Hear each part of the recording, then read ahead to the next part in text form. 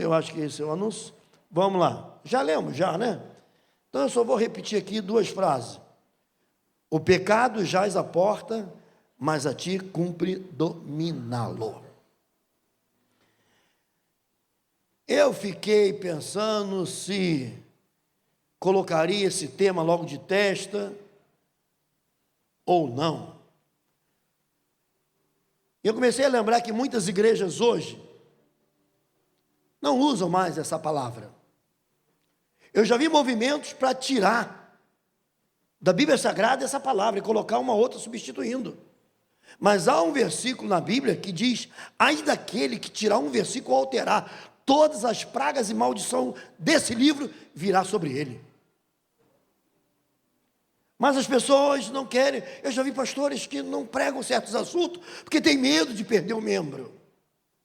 Ora, se você pregar a verdade de Deus com amor, debaixo da graça do Senhor, se alguém sair da igreja, então o problema não está com você e com a palavra, está com a pessoa.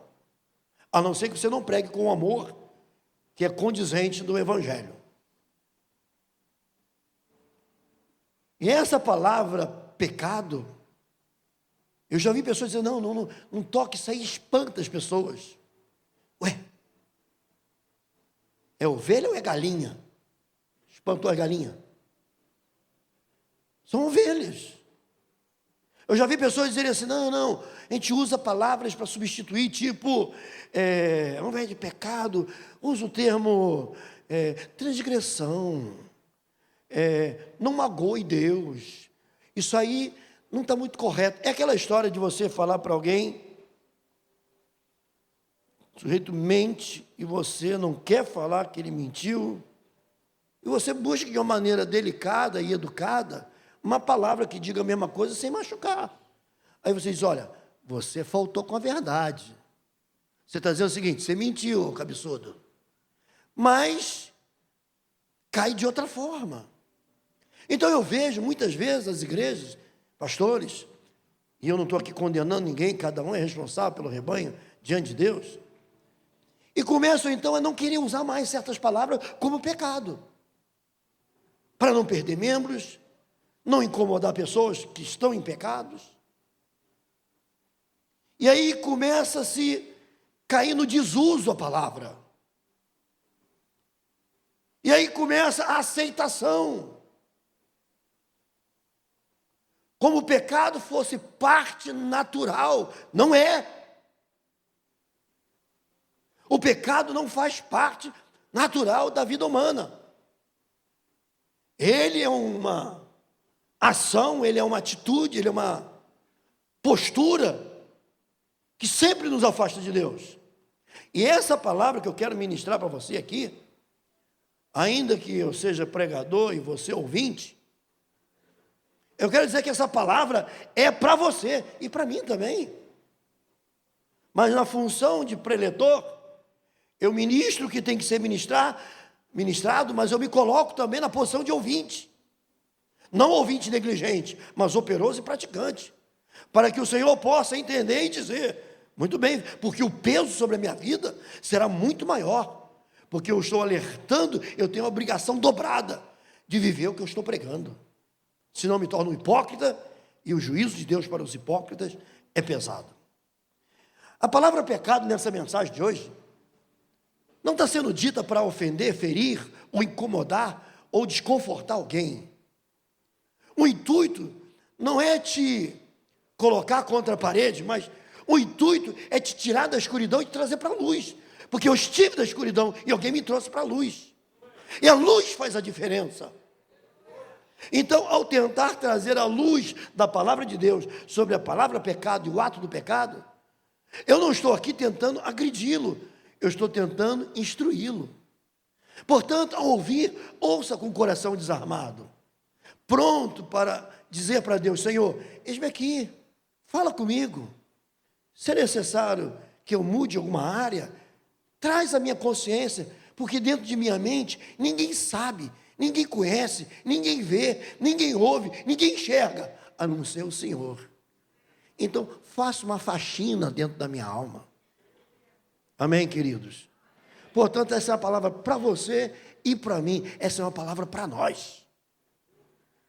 Eu peço a Deus, porque, irmãos, o medo de pregar sobre o pecado já está sobre muita gente aí fora.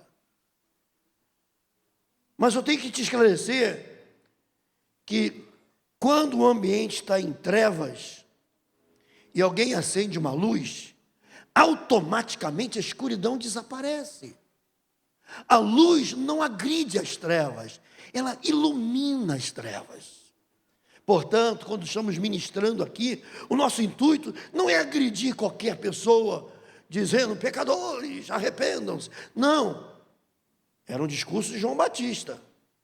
Mas eu não tenho Batista nem João no nome, eu sou Ronaldo de Paula. Portanto, se um dia Deus quiser me usar nessa base, será debaixo da vontade dele, mas hoje, eu quero dizer a vocês que a luz precisa iluminar as trevas das nossas almas.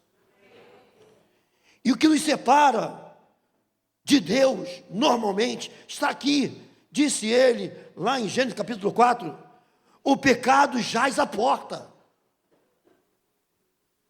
O que é jaz à porta? O pecado está na porta do coração batendo. O pecado quer entrar. E Deus disse para Caim, quando ele ficou irado por Deus ter rejeitado a oferta dele. Deus não rejeita a oferta de alguém, porque esse alguém não é bonito, não é inteligente, não é capaz, ou o perfume dele não é de grande valor.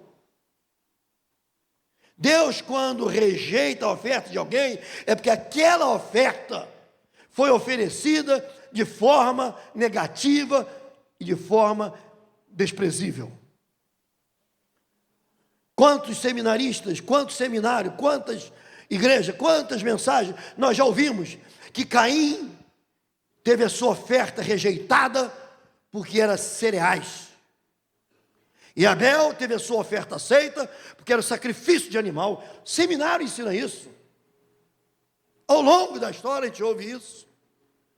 E aí o aluno pergunta, mas professor, por que Deus prefere o sacrifício de animal e não uma oferta de cereais? Porque Caim era agricultor, enquanto que Abel era pastor de ovelhas. Queridos, e aí a resposta que você ouve em cada seminário é porque a Bíblia diz que no sangue está a vida, e Deus então se agrada do derramamento de sangue que era feito com aquela ovelhinha no altar. Se esse conceito ensinado no seminário ao longo dos anos fosse verdadeiro, Deus estaria no rol dos seres mais cruéis e injustos. Porque ele deveria dizer, Caim, esquece o negócio de agricultura, vai cuidar de gado também, para quando você trouxer a oferta, também derramar sangue para mim. Oh, Deus é canibal? Vampiro? Se você ler o texto com calma, você vai enxergar que ali diz o seguinte: Abel, pegando as primícias do seu rebanho, o que eu falei? Pegando das primeira parte. Ele estava com seu rebanho, foi dando cria, foi dando cria, foi dando cria. Ele não matou uma, não fez churrasco com ninguém, não tocou numa ovelha daquela. Ele pegou a primeira, antes de usar daquilo que ele tinha para seu uso próprio, ele pegou uma ovelha lá e trouxe e sacrificou para Deus. Ele colocou Deus em primeiro lugar na sua vida. Deus se agradou de Abel. Não é porque era animal, porque derramou sangue. Diz lá, das primícias, não podemos inventar a interpretação, tem que ficar com o que está no texto. Das primícias, e Deus se agradou da sua oferta. Aí vai para Caim, e diz que depois de uns tempos, Caim trouxe uma oferta para Deus. Não trouxe das primícias, depois de uns tempos. Ele se fartou, o feijão ele fez uma feijoada, né, a abóbora ele cozinhou, a melancia estava apodrecendo, os cereais estavam dando bicho. Não sei se passou uma semana, 2 semanas, 3 semanas, a Bíblia não fala. Diz que depois de um tempo. E aquele tempo significa que Deus já não estava mais no primeiro lugar. Aí ele trouxe uma oferta para Deus. Deus disse, eu não quero o resto. Agora que está estragando, você quer dar para mim? agora que não está prestando nem para você, você quer dar para mim? Moisés diz: não tragam para Deus animais doentes para sacrificar, nem manco, nem caolho. Se você não come um animal doente, você mata e queima, que pode estar com alguma praga, por que você quer sacrificar para Deus? E Deus fala através de Moisés esse ensino. Então, no momento que Moisés orienta, traga o melhor do rebanho. Você tinha que entrar no rebanho, pegar a melhor ovelha, o melhor gado, trazer para o Senhor e ali oferecer a Deus. Porque a Deus se dá em primeiro lugar e se dá o melhor. Caim deu em último lugar e resto. Deveria estar tudo apodrecendo já. As abóboras deviam estar podres. E não, corta um pedacinho aqui, dá para salvar. Leva lá para Deus. E Deus disse, não. Ele ficou irado. Porque Deus recebeu a oferta do Abel e rejeitou a do Caim. Ficou irado. Quantas vezes a gente ensina aqui sobre a oferta? Parece que as pessoas estão alienadas, não estão enxergando, não estão vendo, não estão ouvindo. E nós estamos tentando ensinar, e já vieram pessoas para mim, bispo, eu sou tão fiel dizimista, mas, nossa, minha vida só dá para trás. Falei, faz uma autoanálise. Porque Abel ofertou a Deus e Caim também. Mas uma foi aceita e a outra rejeitada. Quantas orações são feitas e muitas são aceitas e de outras são rejeitadas? Uma jovem lá em Botafogo chegou para o pastor Renato, meu irmão, que está agora em Portugal, e disse assim, irmão, na época ele não era pastor, ora, a que ponto essa mente humana chegou? Irmão, ora pelo meu marido, ele está implicando porque eu tenho o meu namorado. Isso é uma mente conturbada. E o pastor Renato, você está maluca? Você está com um amante? Não, é namorado. Falei, o teu marido tem que te matar, infeliz. Por amor de Deus. A pessoa vive tão atolada no pecado que acha que Deus é conivente com tudo. Portanto, queridos, a oferta de Caim foi rejeitada. E Deus, ainda assim, deu outra chance. Deus diz para ele, Caim, o pecado está na porta.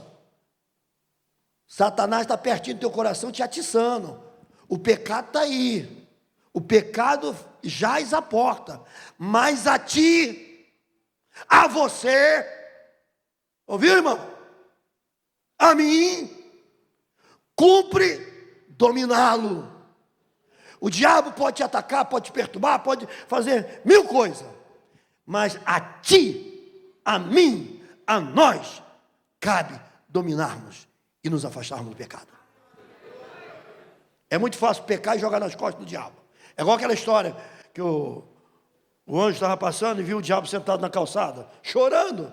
E o anjo disse, ei, diabo, o que está acontecendo aí? Apanhou em outra guerra espiritual? Está chorando? E o demônio disse, não aguento esses crentes. Eles aprontam e dizem tudo que sou eu.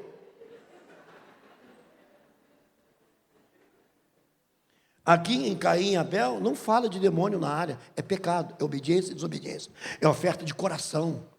Então, tem pessoas, a irmã que hoje está no céu, que trouxe a pastora Márcia para Jesus, era colega de juventude. E às vezes eu estava sentado lá dela, ela abria na hora da oferta, ela abria a bolsa, e ela ia catando aquele monte de nota de R$1, ou de R$5. E ela tirava uma. Eu disse, por que você fica escolhendo? São todas iguais, do mesmo valor. Eu disse, mas as outras estão muito velhas e amassadas. Eu dou para Deus a mais novinha. Então, se ela tinha várias notas de R$5, ela catava a mais nova. O valor financeiro, ela entendia que não era mais importante. Mas sim o valor espiritual, a atitude de dar para Deus o melhor. Afinal, o que é pecado? Pecado é tudo aquilo que desobedece a Deus. Eu pensei que pecado era roubar. Também. Mas pecado, a palavra, vem de transgressão às leis de Deus. Tudo que você transgride para com Deus é pecado, irmãos. Pecado é transgressão, e você encontra isso em vários livros. Eu não vou citar os livros aqui, só os termos. Mas no Salmo 51 você encontra: o pecado é uma transgressão, o pecado é uma desobediência, o pecado é iniquidade, o pecado é o mal, o pecado é maldade, o pecado é malignidade, o pecado é perversidade, rebelião, rebeldia, engano, injustiça, erro, falta, impiedade, concupiscência, depravidade e depravação. O pecado atinge toda a raça humana, e a partir de Adão e Eva, todo ser humano nasce em pecado. Ah, mas não tem uns aí que não tem. Nem ET. O castigo do pecado é a morte. E digo mais: morte física, morte espiritual e morte eterna. Vai um alerta aqui. Deixa eu até abrir para não errar a leitura. Depois você pode ler em casa, Ezequiel. Não abre agora não, para não perder tempo. Ezequiel diz assim: filho do homem. E aí eu recebo para mim essa palavra. Espero que você também. Eu te dei por atalaia sobre a casa de Israel, porta-voz, anunciador. Da minha boca ouvirás a palavra e os avisarás da minha parte. Quando eu disser ao perverso: certamente morrerás, e tu não o avisares, e nada disseres para o advertir do seu mau caminho e para lhe salvar a vida, esse perverso morrerá na sua iniquidade, mas o sangue dele vou requerer da tua mão, da tua cabeça. Entendeu agora porque eu estou pregando hoje sobre o pecado? Ele disse aqui: quando eu disser para você, fale sobre o pecado, porque se não fizeres e ele morrer no pecado, o sangue dele cobrarei da tua cabeça. Ele será condenado e você vai ter que prestar conta da vida dele. Fala do perverso e fala do justo. Você pode ler depois em casa, para a gente não parar aqui agora. Eu falei Ezequiel capítulo 3, versículo 16 em diante. Depois fala do justo. Se vires o justo pecar e não o alertares, ele será julgado por Deus e o sangue dele cairá sobre a tua cabeça. Portanto, Deus é testemunha que nessa noite eu estou livre de qualquer cobrança da tua vida sobre a minha vida. O seu sangue cairá sobre a sua cabeça, não sobre a minha, porque eu estou hoje aqui te alertando da palavra de Deus. Portanto, queridos, há dois tipos de pecado. É só dois? Só dois. Ué, eu pensei que tinha uma multidão de pecado. Tipo, não falei quantidade. Há dois tipos de pecado: o pecado de omissão e o pecado de comissão. Todos os pecados da humanidade estão inclusos nesses dois tipos de pecado. Pecado de omissão consiste em deixar de fazer o que Deus ordena na sua lei. Esse é um pecado de omissão. E o pecado de comissão consiste em fazer o que Deus proíbe que seja feito na sua lei. Portanto, queridos, deixa eu acelerar aqui, que eu quero orar por vocês. O pecado é uma porta aberta para demônios, atormentadores. O pecado da desobediência de Saul, por exemplo, fez com que ele perdesse o seu reinado e a morte viesse sobre a sua família e os seus herdeiros. O pecado cobra caro. O pecado é uma herança maldita. O pecado dá autoridade aos demônios para destruir a sua vida e família. O pecado, irmãos, destrói a sua história. E a história que Deus quer escrever, já escreveu para a sua vida e sua existência. O pecado leva a separações. O pecado derrama sangue de inocente. Está aí Abel. O pecado impregna doenças físicas e emocionais. O pecado escraviza a alma e atormenta o espírito. O pecado, não brinque com ele. Ele está para destruir. Ele tem sede de almas.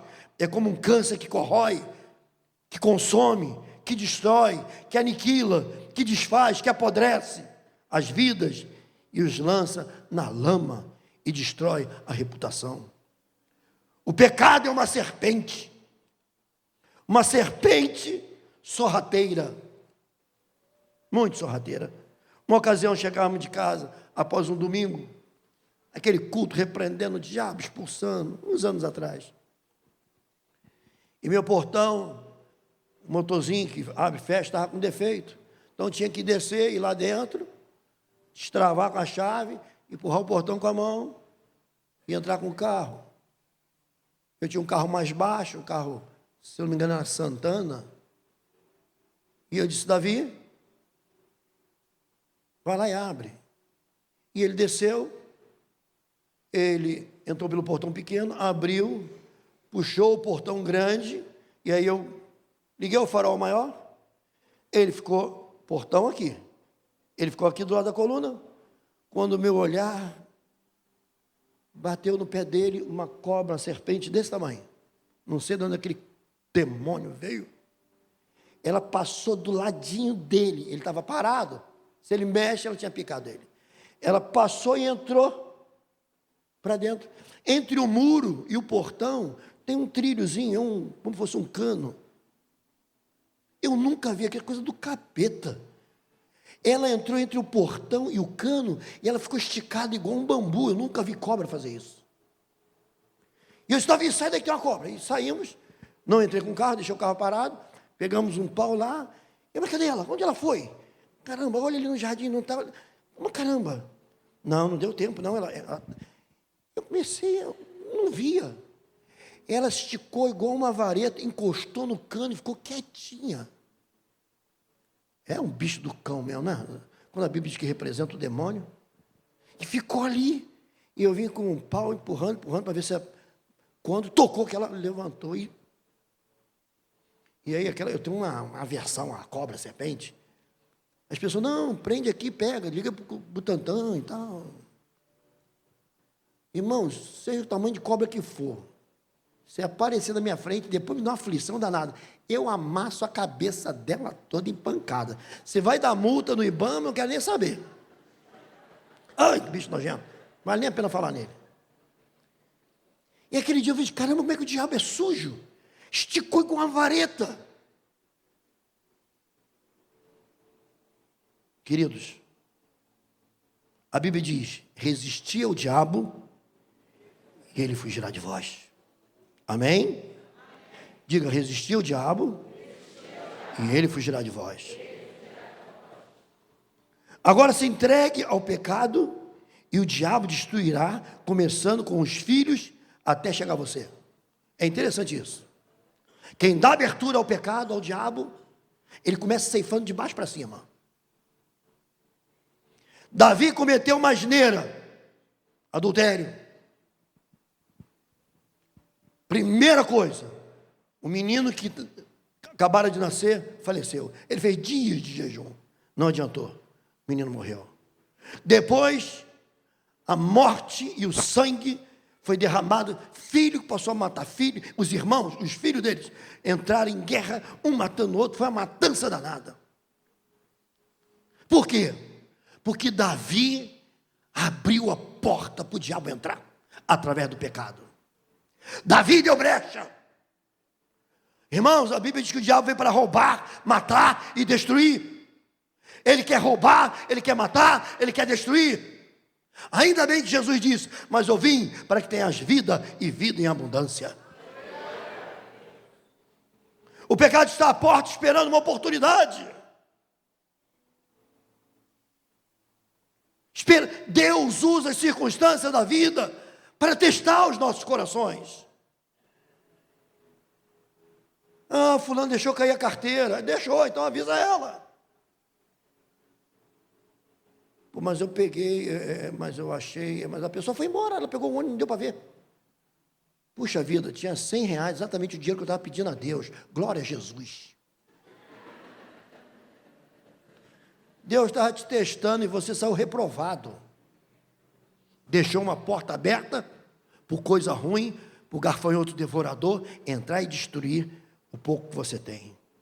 Provérbios 5, 1 a 8, diz assim, deixa eu ver se eu acho aqui rapidamente. Não precisa ler não, senão vai perder muito tempo. Só vou dar uma procuradinha aqui.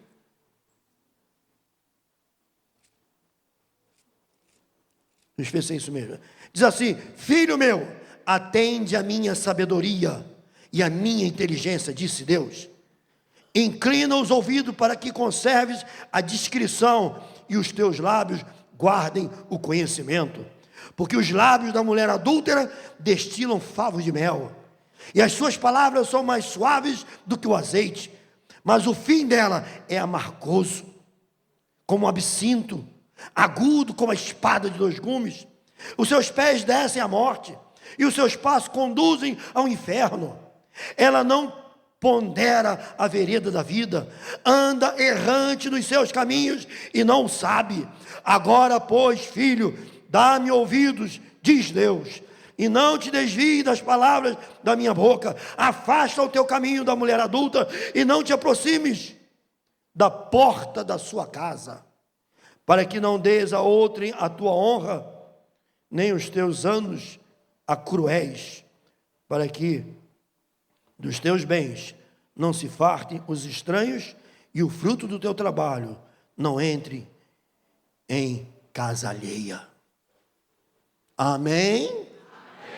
Não fique com raiva de mim, é a palavra de Deus.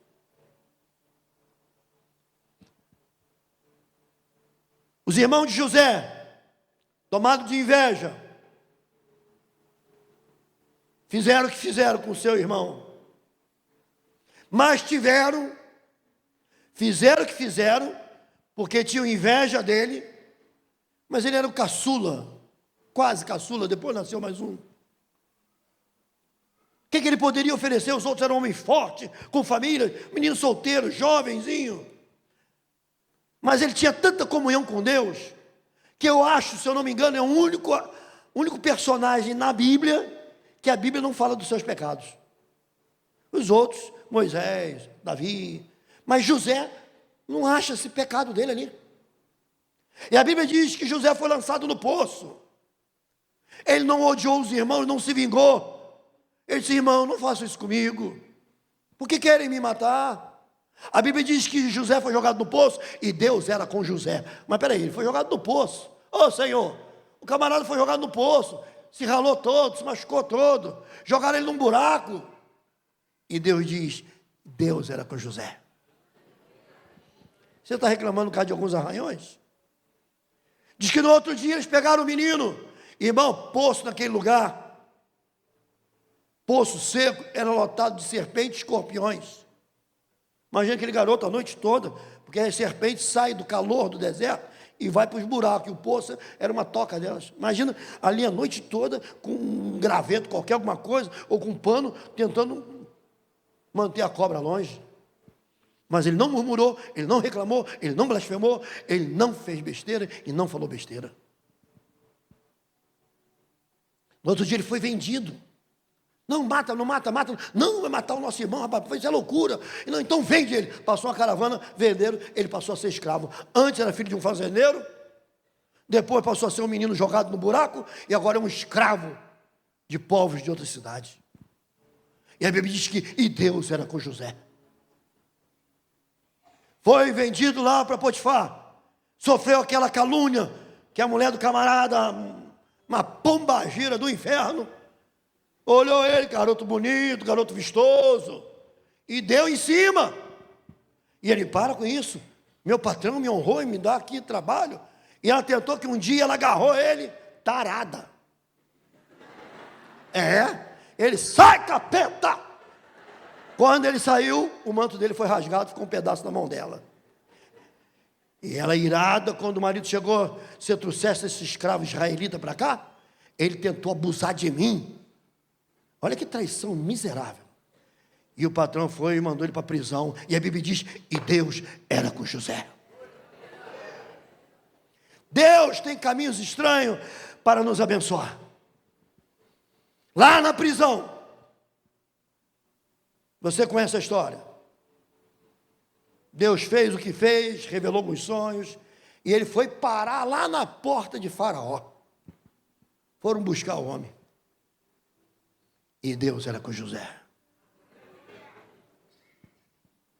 E de prisioneiro, tornou-se o primeiro ministro do Egito.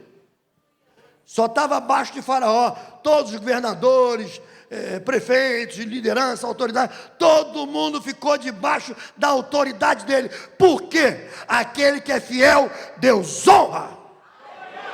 Se eu fosse você aplaudir o Senhor.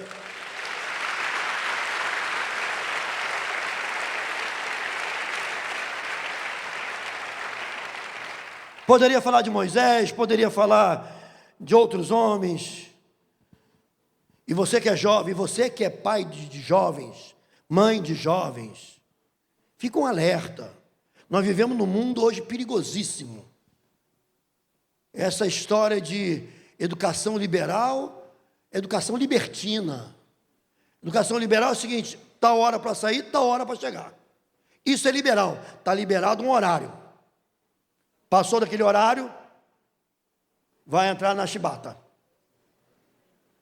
ou na vara de goiabeira, ou na cinta de couro duro. Uma vez, conversando com uma pessoa, disse: não, mas tem alguns filhos de pastores que já se tatuam todo. É um assunto polêmico, nós já pregamos sobre isso aqui. Esse mas eu não sou favorável. Eu acho que marca é pagado, boi. Nós somos filhos do Deus Altíssimo.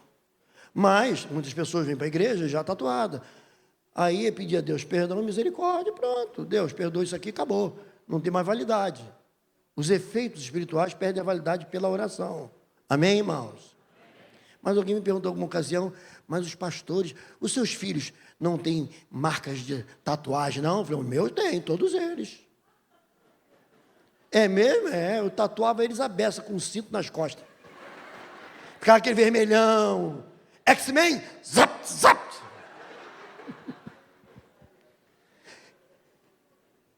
Eu pelo menos batia com roupa. Eu conheço um pastor que o pai dele dizia assim: fulano, quer apanhar com calça ou sem calça? Mãe, estou na igreja. Mãe, estou na escola. Mãe, tá mesmo? Confie desconfiando. Mas como é que eu vou fazer? Pega o seu celular, aplica, tem um negócio de GPS aí, que aonde teu filho está, você consegue ver. Mãe, estou aqui na reunião de oração. Seu safado aí na Rua do Carvão?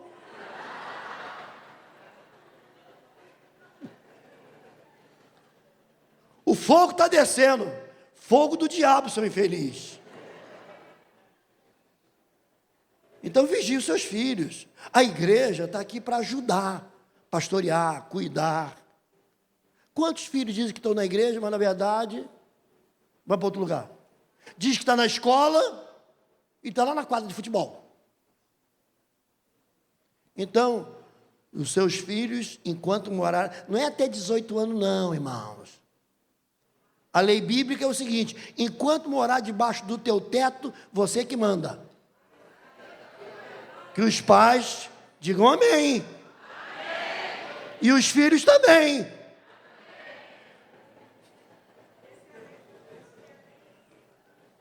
Ouça bem. O pecado abre a porta para o diabo. Você entendeu o que eu falei? O pecado abre a porta para o diabo. Então, filhinhos, não pequeis. Não pequeis.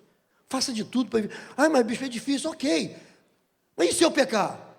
Se pecar, pede perdão a Deus, se conserta, levanta e vai em frente. Mas não viva curtindo o pecado em sua mente. Não viva namorando com os desejos ilícitos. O irmãozinho brigou, você gritou e agiu erradamente. Pede perdão a Deus. Agora não fica planejando todos os dias agir erradamente.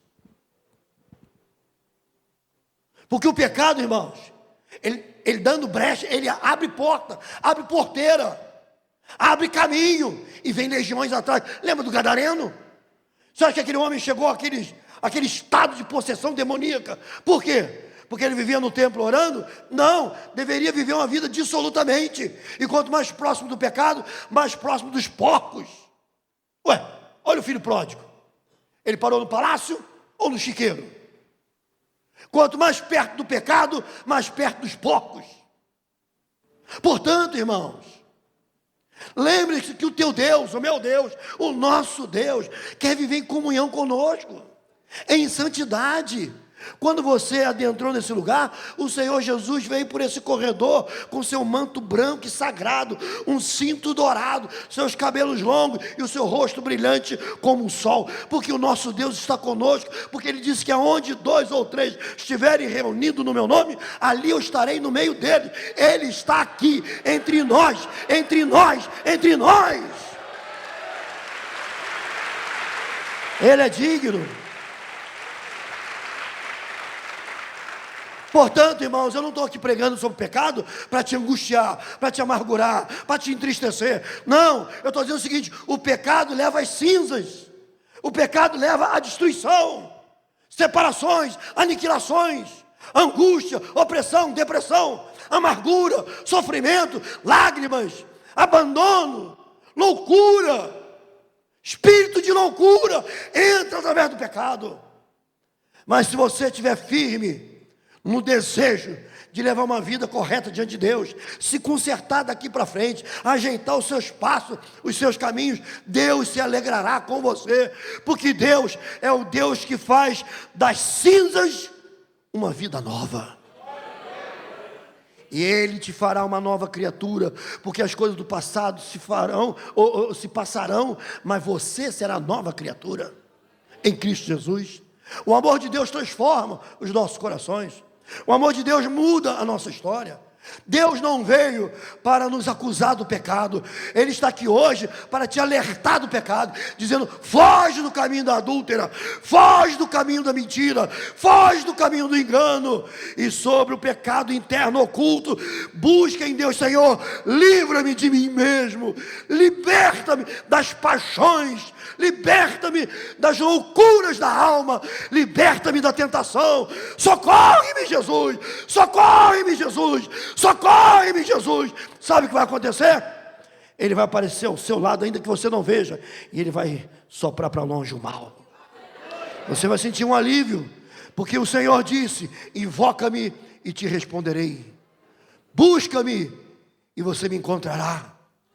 Anunciar coisas grandes e ocultas que não sabes, porque assim diz o Senhor: invocar-me-eis e me achareis, quando me invocar de todo o vosso coração, então encontrareis descanso para as vossas almas. O pecado cansa a alma, o pecado pesa a alma, o pecado castiga a gente, o pecado oprime, tira alegria, confunde o caminho, fecha as portas, abre portas tortuosas, fecha as portas das bênçãos, porque o diabo é parceiro do pecado, e quem peca obedece ao dono do pecado. Quem peca é servo do Senhor do pecado, e o Senhor do pecado é Satanás. Mas ainda bem que Jesus Cristo nos amou acima de tudo e nos achou perdido nesse mundão e diz: filho, filha, filho meu, dai-me o teu coração, porque o Senhor muda a nossa história. Ele vai mudar a sua história. Você está aqui ouvindo isso hoje, não é para sair triste, amargurado, é para sair daqui acreditando e entendendo: há uma esperança para mim, há uma esperança para mim. Se houve esperança para Pedro, o blasfemo, o falador, se houve esperança para Paulo, o assassino, há esperança para você, há esperança para você, há esperança para você, porque o Senhor diz: vinde a mim, e eu os farei pescadores de homens. Se eu fosse você, aplaudir o Senhor.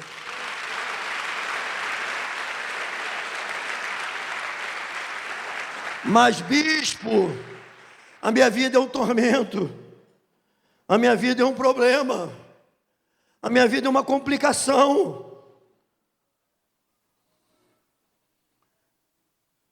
Jesus é o Deus que descomplica todas as complicações. Mas a minha vida é um caminho torto. Mas Ele diz: eu sou o caminho. E Jesus é o caminho reto. Então saia do caminho torto, venha para o caminho reto. Entrega-se a Ele, deixa Ele fazer em sua vida o que Ele pretende e quer fazer, e tu serás um bem-aventurado. Mas o senhor não sabe da minha história. O senhor não sabe da minha história. Então eu vou encerrar contando uma história, vou nem seguir os bolsos. Vou encerrar contando uma história para você aqui, que alguns lembram que há muitos anos eu já contei essa história. E eu ouvi de uma irmã missionária, que não sei se está viva mais. Na época eu era jovem. E ela veio ministrar no culto em Botafogo. E aquela irmã tinha um esposo, violinista, tocava violino que era uma seda. Receberam um chamado de Deus para trabalhar com tribo indígena. E ela disse: irmãos, o meu marido não consegue mais tocar o violino, porque a gente fica lá no meio da selva, índios totalmente perdidos da civilização, e a gente fica lá trabalhando na roça com eles. Os dedos do meu marido engrossaram, está cascudo, ele não consegue mais tocar o violino. E ela compartilhou muitas experiências da sua vida.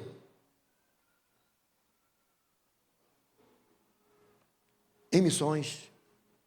Mas uma experiência eu guardei e não esqueço até hoje. Ela disse que lá na tribo tinha um pajé lá, um cacique, que era um cara, o bruxo da tribo, era o bruxo, fazia lá, bruxaria lá. E esse casal estava sempre evangelizando. Quando ia missionário lá visitar a missão, levava lá, e ele sempre coração duro, não.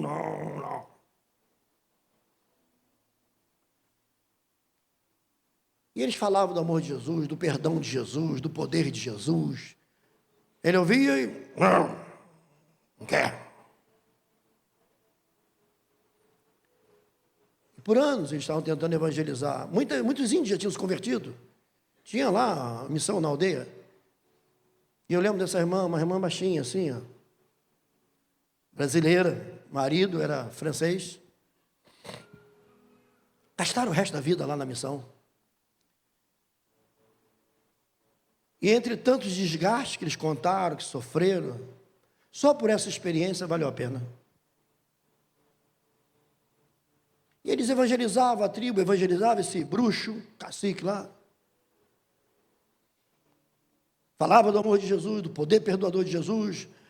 E um dia o cacique disse: você não conhece cacique? Acho que para dar aquela porretada, parar de falar na cabeça dele. Ele disse: vocês não conhecem cacique, cacique, homem muito mau. E ele disse: não, mas Jesus perdoa a si mesmo. Se você orar, invocar, você não sabe, cacique muito mau. Não, Jesus não. Cacique mau, muito mau. E eu fazia as bruxarias lá. E eles insistiram, ele disse assim: lembra da filha de fulana? Uma menina índiazinha. Cacique matou com veneno. A menina morreu, ninguém sabia o que era lá na aldeia, não tem socorro. Cacique botou veneno, matou. Lembra de fulano assim, assado? E foi relatando todas as maldades. Cacique fez. Não sei o que lá do índio lá que não gostava. Plantação, qualquer coisa. Cacique botou fogo de noite. E o cara foi relatando todas as maldades deles. Se sou eu o missionário, sim, rapaz, tu vai para o inferno mesmo, hein? E ele foi falando. Pode ir. Nós todo dia estavam lá fazendo a missão, culto na missão. E o cacique nunca ia. Depois teve um missionário lá, também tentou junto com eles. Mas um dia, uma criança entrou correndo na missão. Disse: missionária. Esqueço o nome dela agora. Vem. O que foi? E a criancinha foi correndo. Vem. E o casal foi correndo. Se não me engano, estava um missionário lá com eles aquele dia. E tem aquela zoca, né? Que aquilo desce até quase no chão. Só aquele buraquinho, você tem que agachar para entrar. E eles correram. Eles entraram, os três, para ver o que estava acontecendo na oca do cacique, do bruxo. Ele estava sentado com as pernas cruzadas, aquela pele seca de índio no mato, uma fogueira dentro da oca, o fogo clareava o semblante dele, seus olhos brilhavam. Os três missionários ficaram parados, olhando, tentando entender logo que entraram. E ele, com a mão assim, dizia: o teu Jesus me salvou. Porque eles haviam ensinado, qualquer hora que você quiser, convida, chama Jesus, ele vai tocar, ele vai falar contigo. E aquele dia ele resolveu fazer isso. E Jesus falou com ele, tocou nele, e ele chorava e dizia: o teu Jesus me salvou. O teu Jesus me salvou. O teu Jesus me salvou. Eu não sei se você já matou alguma criança envenenada, ou queimou a plantação, o trabalho, a firma de alguém. Mas seja qual for o seu pecado, o meu Jesus quer te salvar. Ele quer te salvar. Sem agitação, eu vou pedir que você fique de pé e curve a cabeça.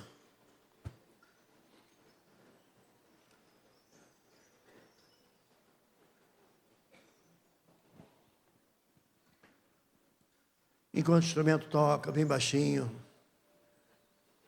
eu quero que você faça uma oração nesse momento. Quem sabe é a oração do cacique que você precisa fazer. Falar para ele da sua maneira, do seu jeito. Eu vou pedir que nós já estamos encerrando. Temos 10 minutos. Evite a circulação agora.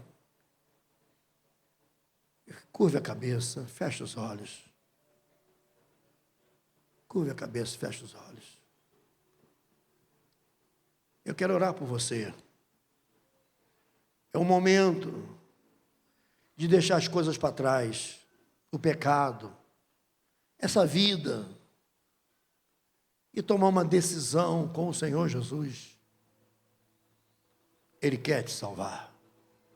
Ele quer recomeçar uma vida com você. Ele não quer agredir a tua escuridão, ele quer iluminar as tuas trevas. Talvez o seu pecado não é de comissão, mas é um pecado de omissão. Talvez você não esteja vivendo a prática do pecado, mas não buscar a Deus já é um pecado, porque Deus nos fez para vivermos com Ele como família. E se você quer entregar o teu coração essa noite, entregar mesmo, dizer: Senhor Jesus, me perdoa, eu não sabia dessas coisas, ou eu não entendi, ou eu não sei explicar. Me perdoa, Senhor. Eu quero te receber no meu coração como Senhor e Salvador da minha vida. E essa noite eu quero fazer um pacto contigo e te dizer: me recebe como filho, porque eu quero te receber como pai. Portanto, se você deseja, levanta a mão que eu quero orar por você. Ok. Várias pessoas. Ok. Jesus disse assim: aquele que me confessar diante dos homens, eu o confessarei diante do Pai. Eu quero convidar você que levantou a mão, vem aqui à frente, eu quero orar por você. Se você está do lado dessa pessoa que levantou a mão, acompanhe, traga ela aqui à frente. Isso, venha. Jesus disse: vinde como estás. Vinde como estás. Venha, eu quero orar por você. Eu quero que Deus faça um milagre na sua vida. Porque quando Jesus entra, Ele não traz só salvação, Ele traz cura, Ele traz libertação, Ele traz mudança. A angústia tem que ir embora porque Jesus está entrando. A depressão tem que desaparecer porque Jesus está entrando. Abre a porta do teu coração. Diz o Senhor: eu entrarei e cearei com Ele. Cadê os pastores? Aqui, irmãos, pastores, por favor. Vinde, disse Jesus. Vinde como estás. Enquanto os irmãos estão vindo, vamos cantar uma canção. Vinde.